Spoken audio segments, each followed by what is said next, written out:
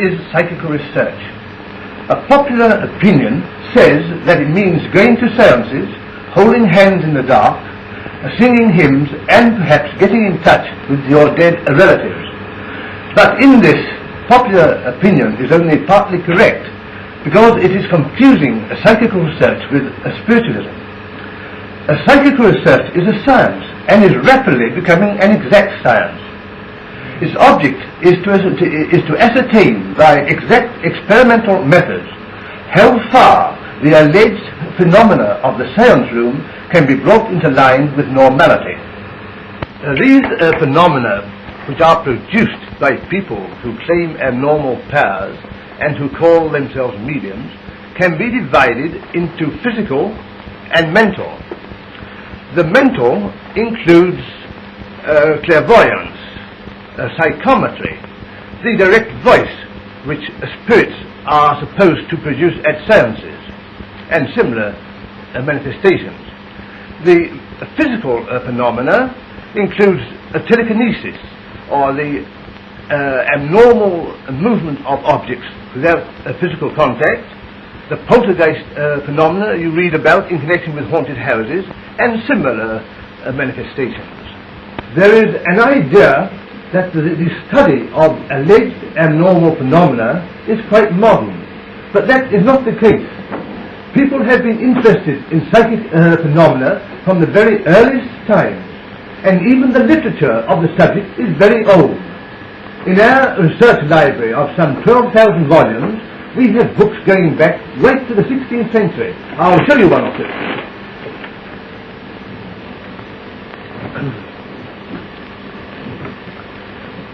For instance, here is one here written by Louis Levata. It is called Of Ghosts and Spirits Walking by Night, and this must be the very first book printed in English which deals with survival as we know it today. I'll show you another one.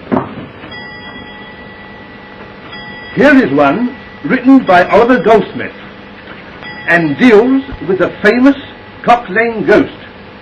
The extraordinary part of this book is that it describes a seance in a girl's bedroom exactly as if it might have been written yesterday. But modern research proceeds on vastly different lines to what it did in the 16th century. We now require a fully equipped laboratory, which I'll show you.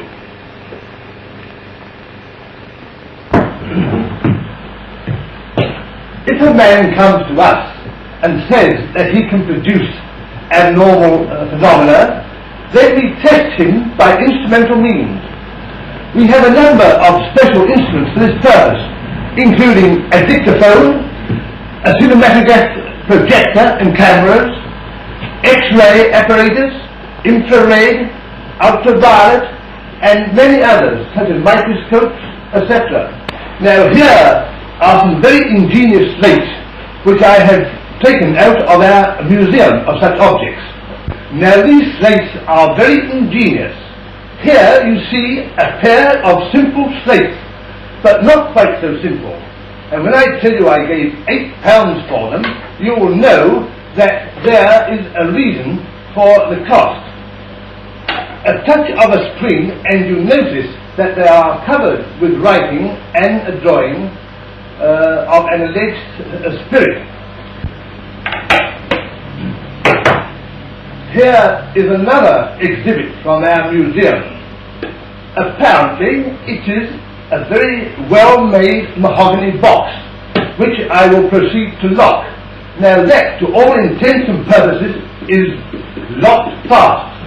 But by touching a screw here, one can open the box, whether it is locked or not.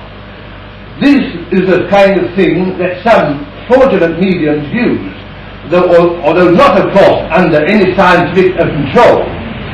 I will now show you the very ingenious mechanism of this box in detail. And you will see that the staple has been caught in the lock. Of course, the staple has come from the lid. When I close the box again and replace this pin, you'll notice the box is again locked. I will now unlock it, and of course the staple is back in the lid again, although it would defy anyone to find where a mechanism was hidden. We get some extraordinary investigations to do, but I think the most extraordinary was the opening of Joanna Southcott's famous box. This box was opened at the Church House, Westminster, in 1927, and a wave of excitement passed through the audience as I cut the steel bag. The box contained the most extraordinary collection of objects. Here is a wire puzzle, a very ancient puzzle. Joanna Southcott's nightcap, very curious. A dice box, but what Joanna wanted with a dice box I can't say. A lottery ticket, number 382 for 1814. I'm afraid it didn't win anything. A horse pistol. An ancient purse full of really very valuable coins. This is the most interesting exhibit. Books, several books as a matter of fact, and a piece of paper printed on the Thames, February the 3rd, 1814. Well, I have shown you the very curious contents of that box, but I'm afraid that there was nothing in it which Joanna Southcott said would save the nation in a time of emergency. Well, you have seen our laboratory, and we are now back in the library, which is also our science room, where all our tests are held. I will now show you our latest piece of apparatus. Here is a box like a sentry box, which was made to test an alleged clairvoyant or thought reader. This man stated that he could find hidden objects in a room. So we had our suspicions that he found these objects by watching the audience or by getting indicia from the movements of the audience. So we had this box made so that we could cover up portions of a person's anatomy a part at a time. For instance, that's panel number 1.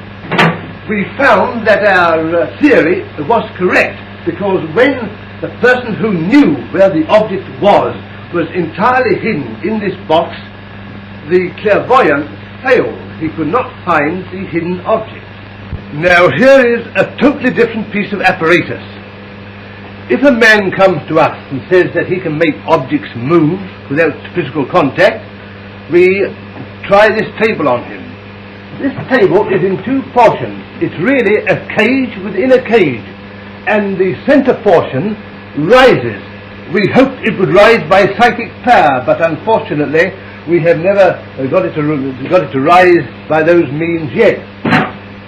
But this is a fraud-proof table. Inside the table are various musical toys, like a toy piano and the panpipes, etc. The 8 panels in this table can only be moved by opening this flap and putting one's hand down into the table.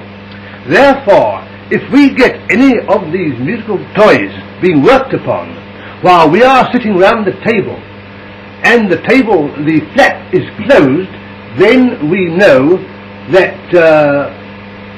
the noises have been caused, or rather the movements have been caused by abnormal means, and we proceed further with our investigations. So you see that psychical research means a good deal of knowledge about many things, but we are progressing. Not only are we progressing, but orthodox science is taking a very keen interest in the subject, and already many universities in various parts of the world, as for instance at Leiden in Holland, Duke University in America, Johns Hopkins University in America, and more recently a group connected with the University of London has been formed, and it is hoped that some information will be derived from our experiments.